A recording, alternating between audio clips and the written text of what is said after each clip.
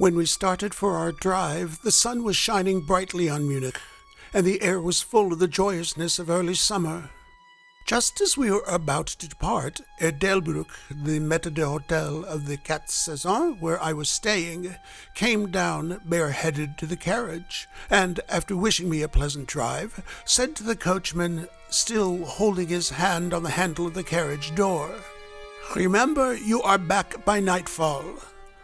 The sky looks bright, but there is a shiver in the north wind that says there may be a sudden storm.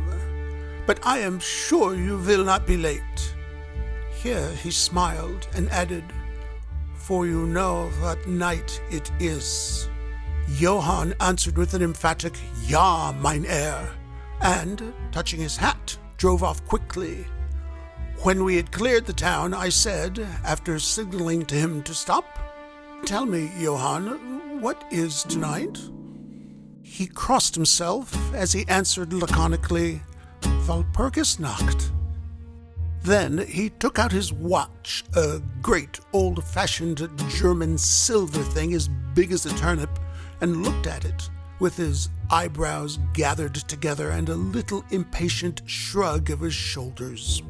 I realized that this was his way of respectfully protesting against the unnecessary delay, and sank back in the carriage, merely motioning him to proceed. He started off rapidly, as if to make up for lost time. Every now and then the horses seemed to throw up their heads and sniffed the air suspiciously. On such occasions I often looked round in alarm. The road was pretty bleak, for we were traversing a sort of high, wind-swept plateau. As we drove, I saw a road that looked but little used, and which seemed to dip through a little winding valley. It looked so inviting that, even at the risk of offending him, I called Johann to stop.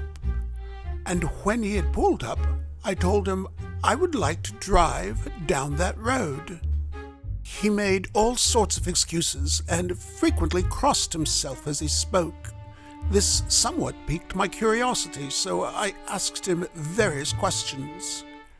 He answered fencingly and repeatedly looked at his watch in protest. Finally, I said, "Well, Johann, I want to go down this road. I shall not ask you to come unless you like, but tell me why you do not like to go. That is all I ask." For answer, he seemed to throw himself off the box, so quickly did he reach the ground. Then he stretched out his hands appealingly to me and implored me not to go. There was just enough of English mixed with the German for me to understand the drift of his talk. He seemed always just about to tell me something, the very idea of which evidently frightened him. But each time he pulled himself up, saying as he crossed himself, "Walpurgis Nacht." I tried to argue with him, but it was difficult to argue with a man when I did not know his language.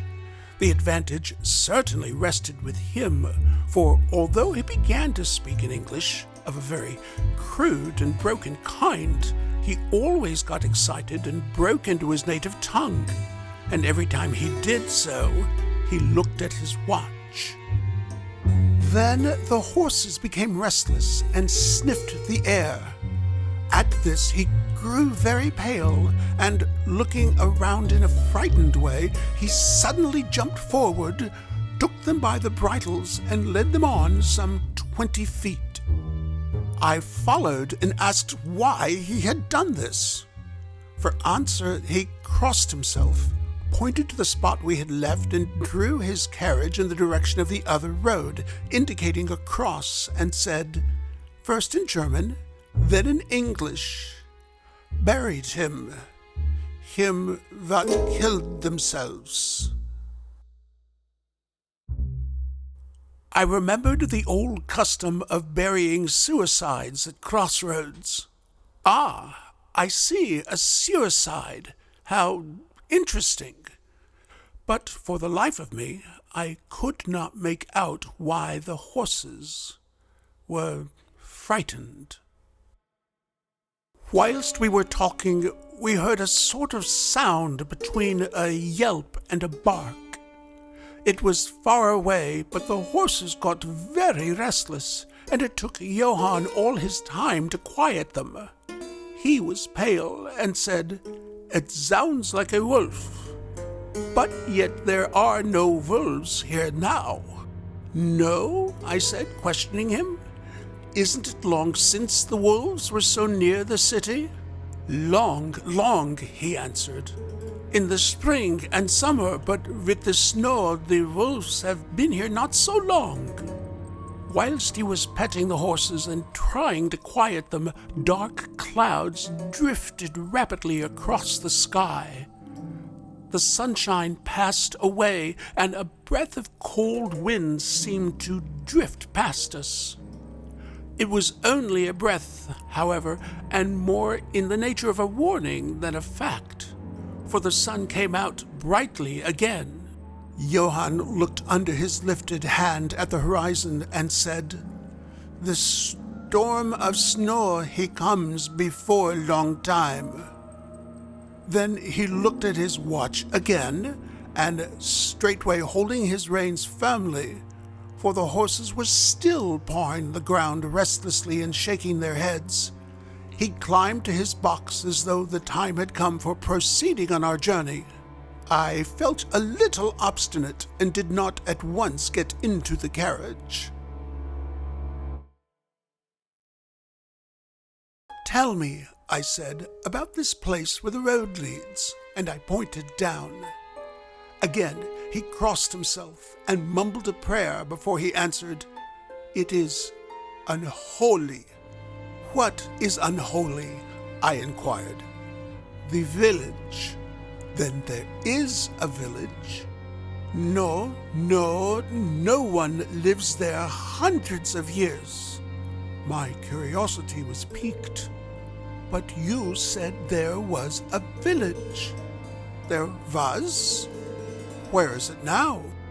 Whereupon he burst out into a long story in German and English, so mixed up that I could not quite understand exactly what he said, but roughly I gathered that long ago, hundreds of years, men had died there and been buried in their graves, and sounds were heard under the clay, and when the graves were opened, men and women were found rosy with life, and their mouths red with blood. And so, in haste to save their lives, I and their souls, and here he crossed himself, those who were left fled away to other places where the living lived, and the dead were dead and not something. He was evidently afraid to speak the last words. As he proceeded with his narration, he grew more and more excited.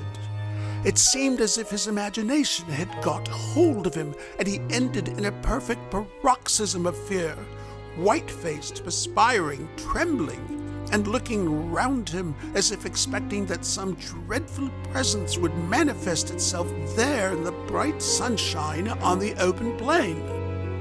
Finally, in an agony of desperation, he cried, "Walpurgis Night!" and pointed to the carriage for me to get in.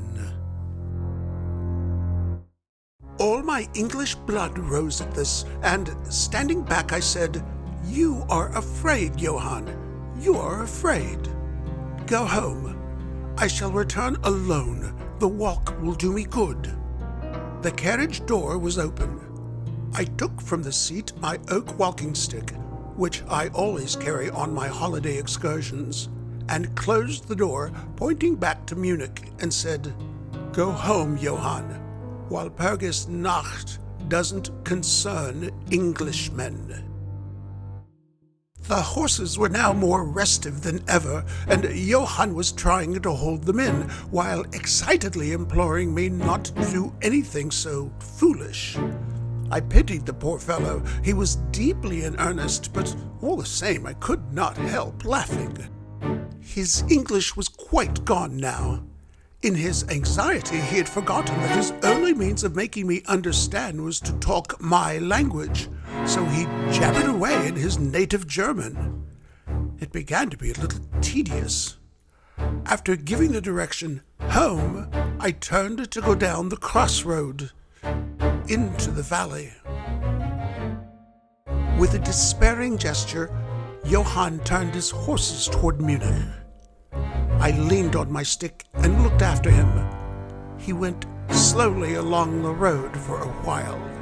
Then there came over the crest of the hill a man, tall and thin. I could see so much in the distance. When he drew near the horses, they began to jump and kick about, then to scream with terror. Johann could not hold them in. They bolted down the road, running away madly. I watched them out of sight, then looked for the stranger, but I found that he, too, was gone. With a light heart, I turned down the side road through the deepening valley to which Johann had objected. There was not the slightest reason that I could see for his objection, and I dare say I tramped for a couple of hours without thinking of time or distance, and certainly without seeing a person or a house. So far as the place was concerned, it was desolation itself. But I did not notice this particularly till, on turning a bend in the road, I came upon a scattered fringe of wood. Then I recognized that I had been impressed unconsciously by the desolation of the region through which I had passed. I sat down to rest myself and began to look around. It struck me that it was considerably colder than it had been at the commencement of my walk. A sort of high, sighing sound seemed to be around me, with, now and then, high overhead, a sort of muffled roar. Looking upwards, I noticed that great thick clouds were drifting rapidly across the sky from north to south at a great height. There were signs of coming storm in some lofty stratum of the air. I was a little chilly, and thinking that it was the sitting still after the exercise of walking, I resumed my journey. The ground I passed over was now much more picturesque. There were no striking objects that the eye might single out, but in all there was a charm of beauty. I took little heed of time, and it was only when the deepening twilight forced itself upon me that I began to think of how I should find my way home. The brightness of the day had gone. The air was cold, and the drifting of clouds high overhead was more marked.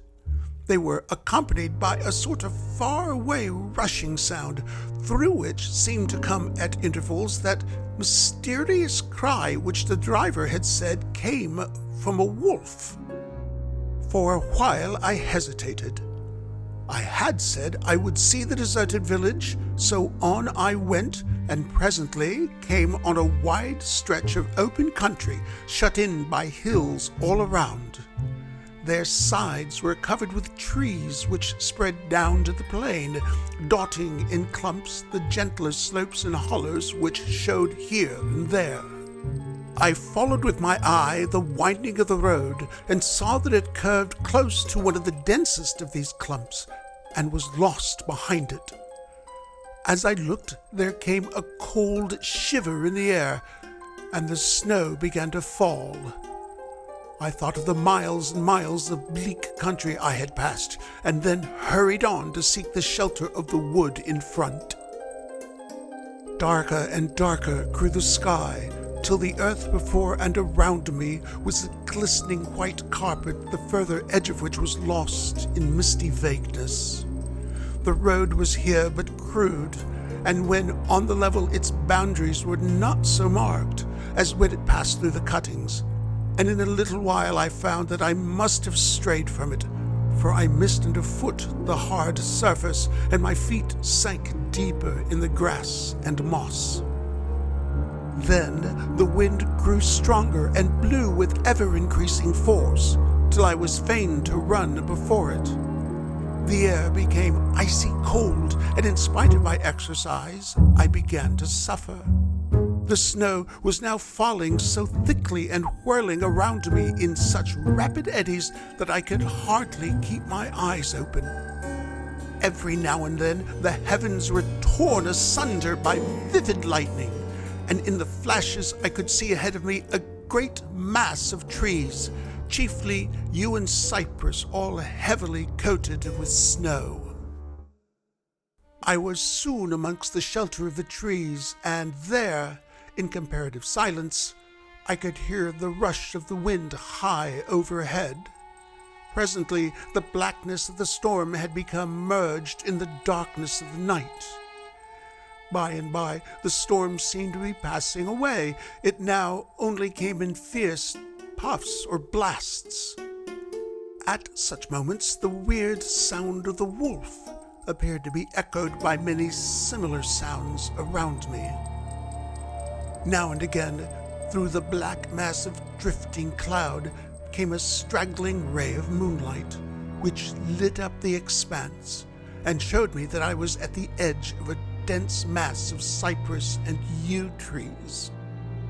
As the snow had ceased to fall, I walked out from the shelter and began to investigate more closely. It appeared to me that amongst so many old foundations as I had passed, there might still be standing a house in which, though in ruins, I could find some sort of shelter for a while. As I skirted the edge of the copse, I found that a low wall encircled it, and following this, I presently found an opening. Here the cypresses formed an alley leading up to a square mass of some kind of building. Just as I caught sight of this, however, the drifting clouds obscured the moon, and I passed up the path in darkness. The wind must have grown colder, for I felt myself shiver as I walked, but there was hope of shelter, and I groped my way blindly on. I stopped, for there was a sudden stillness. The storm had passed, and perhaps in sympathy with nature's silence, my heart seemed to cease to beat. But this was only momentarily, for suddenly the moonlight broke through the clouds, showing me that I was in a graveyard, and that the square object before me was a great, massive tomb of marble, as white as the snow that lay on and all around it. With the moonlight, there came a fierce sigh of the storm, which appeared to resume its course with a long, low howl, as of many dogs or wolves.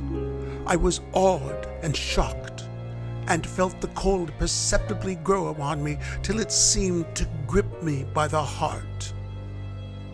Then, while the flood of moonlight still fell on the marble tomb, the storm gave further evidence of renewing, as though it was returning on its track. Impelled by some sort of fascination, I approached the sepulchre to see what it was, and why such a thing stood alone in such a place.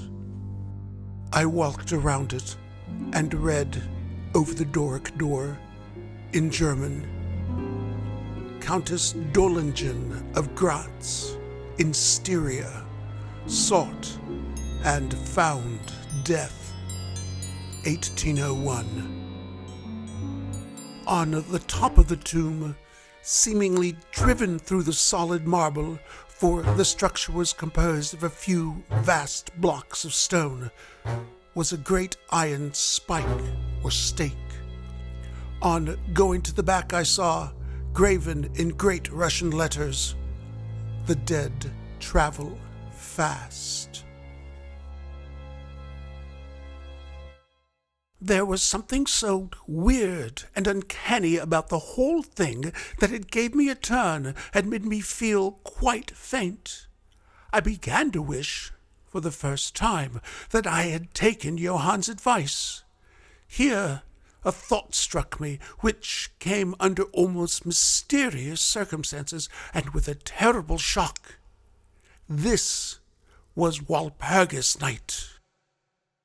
Walpurgis Night, when, according to the belief of millions of people, the devil was abroad, when the graves were opened and the dead came forth and walked, when all evil things of earth and air and water held revel.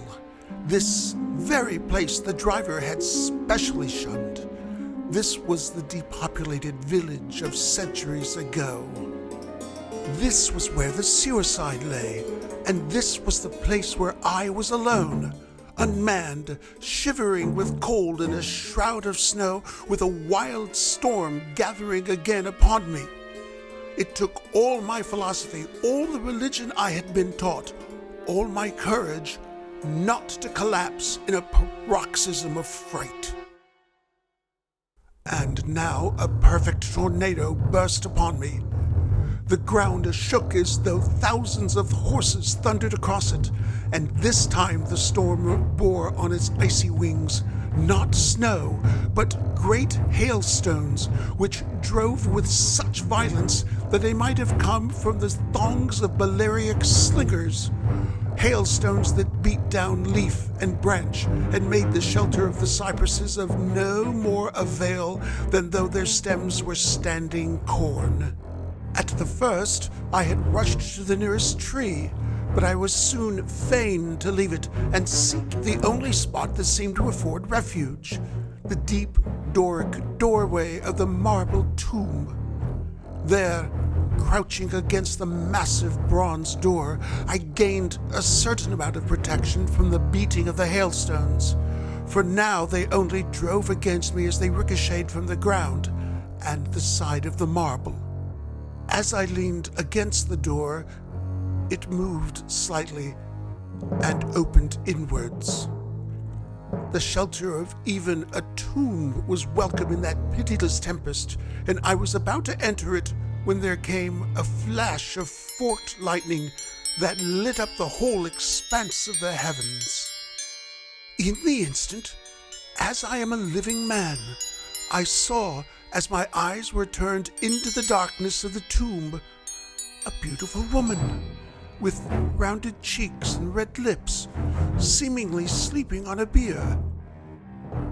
As the thunder broke overhead, I was grasped as by the hand of a giant and hurled out into the storm. The whole thing was so sudden that before I could realize the shock, moral as well as physical, I found the hailstones beating me down. At the same time, I had a strange, dominating feeling that I was not alone. I looked towards the tomb.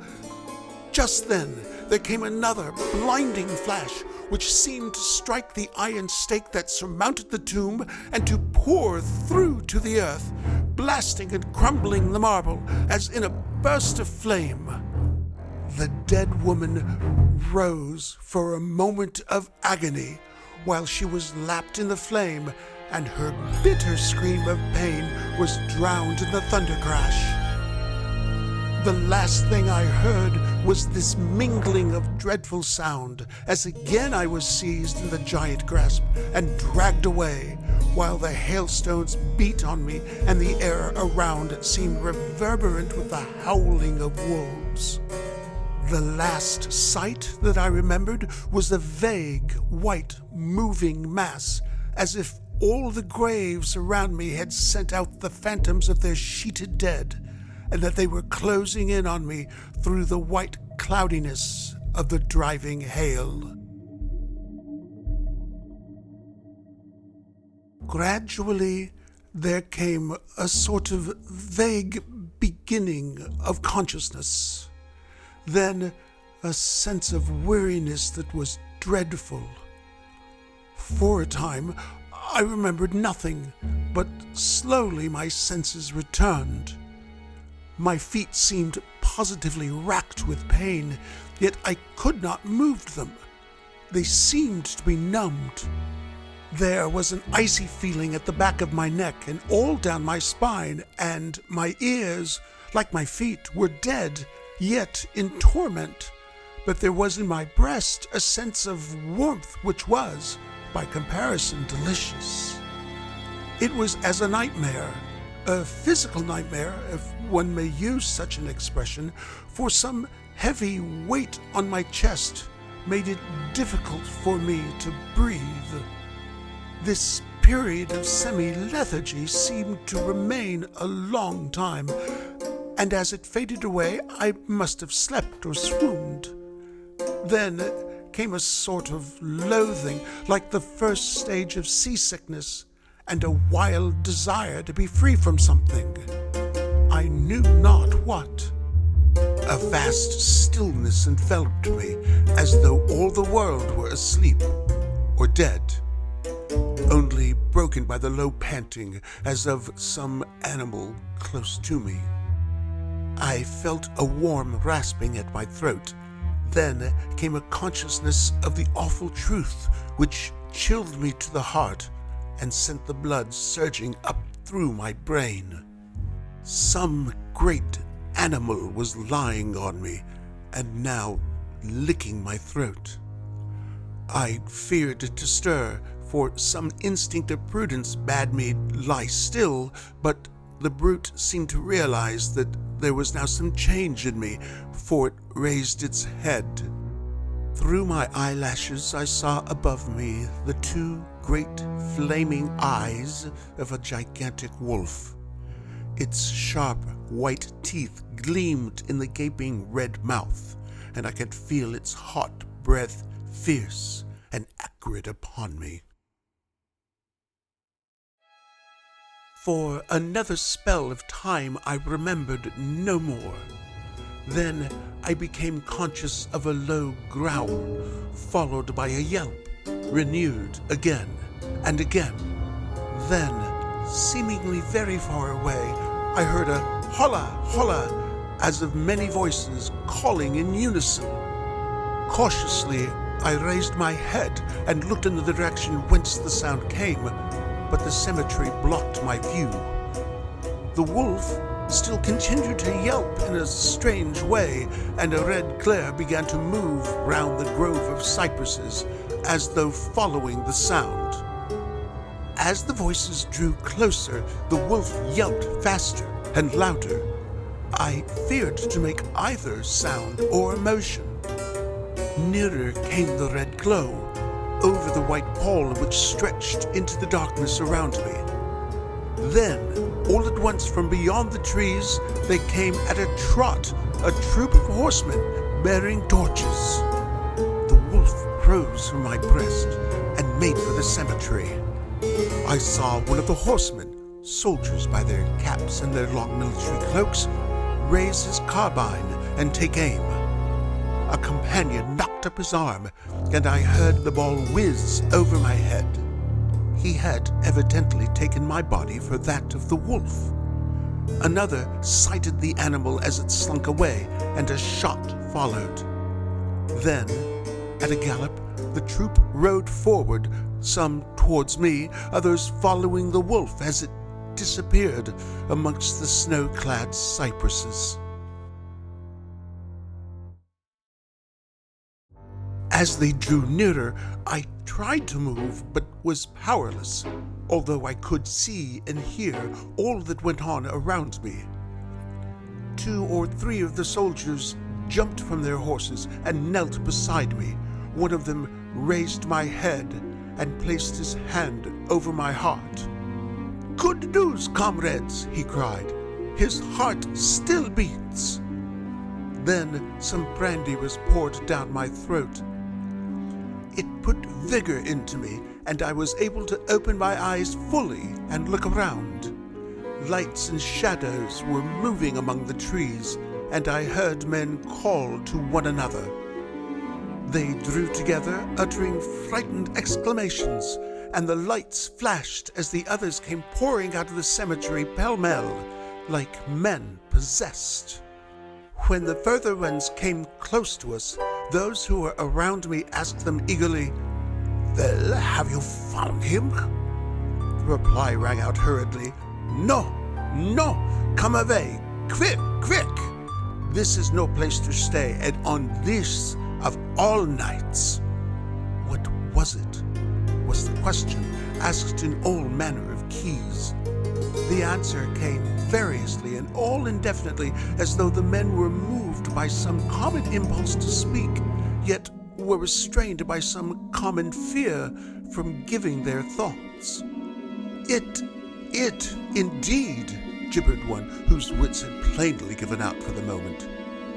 "A wolf, and yet not a wolf," another put in shudderingly.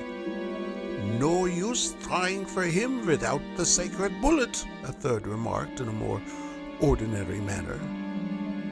Serve us right for coming out on this night. Truly, we have earned our 1,000 marks, were the ejaculations of a fourth. There was blood on the broken marble, another said after a pause. The lightning never brought that there.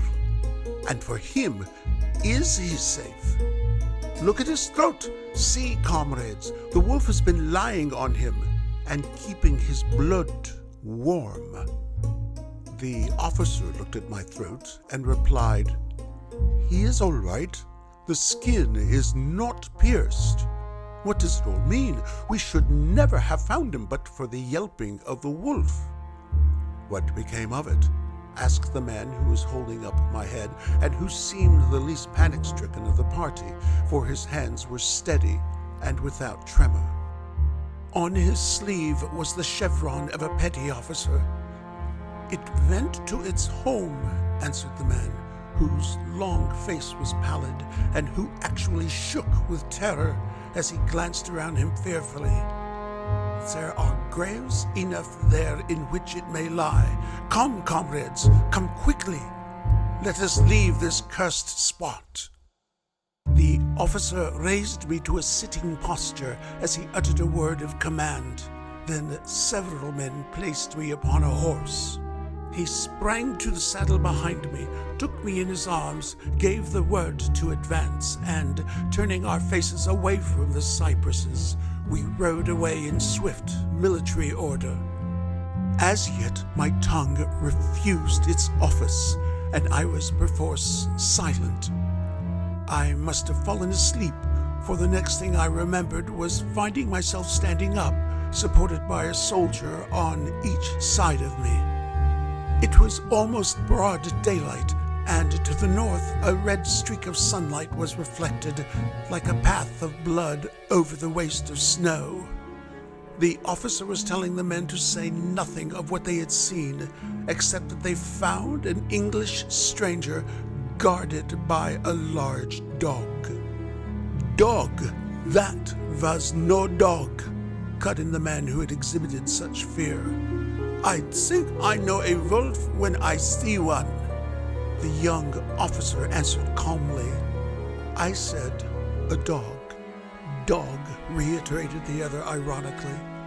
It was evident that his courage was rising with the sun, and pointing to me, he said, Look at his throat.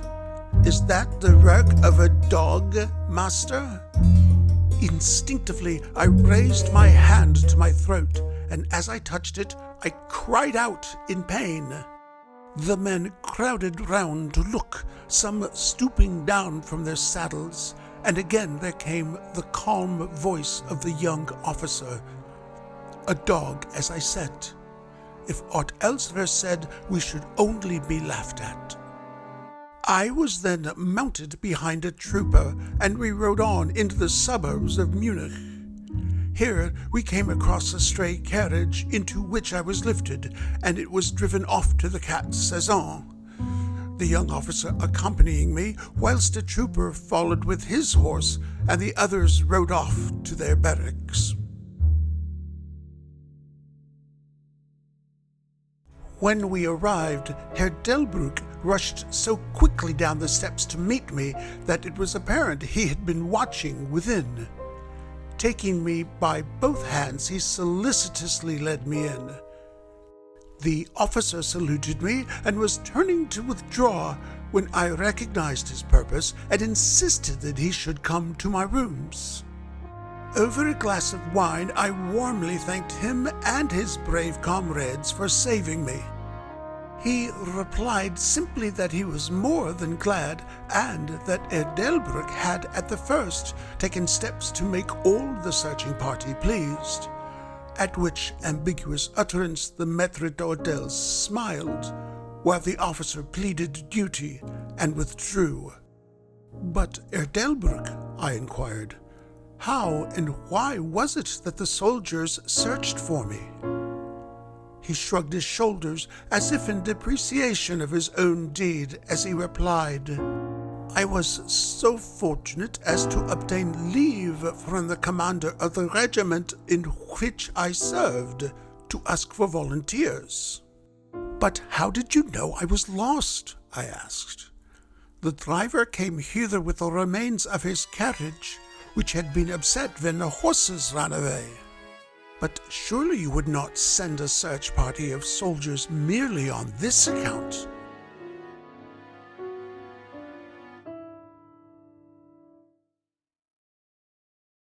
Oh, no, he answered. But even before the coachman arrived, I had this telegram from the boyar whose guest you are. And he took from his pocket a telegram which he handed to me. And I read, Bistritz, be careful of my guest. His safety is most precious to me. Should aught happen to him, or if he be missed, spare nothing to find him and ensure his safety. He is English and therefore adventurous. There are often dangers from snow and wolves and night. Lose not a moment if you suspect harm to him. I answer your zeal with my fortune. Dracula. As I held the telegram in my hand, the room seemed to whirl around me, and if the attentive maître d'hôtel had not caught me, I think I should have fallen. There was something so strange in all this, something so weird and impossible to imagine, that there grew on me a sense of my being in some way the sport of opposite forces, the mere vague idea of which seemed in a way to paralyze me. I was certainly under some form of mysterious protection. From a distant country had come, in the very nick of time, a message that took me out of the danger of the snow sleep and the jaws of the wolf.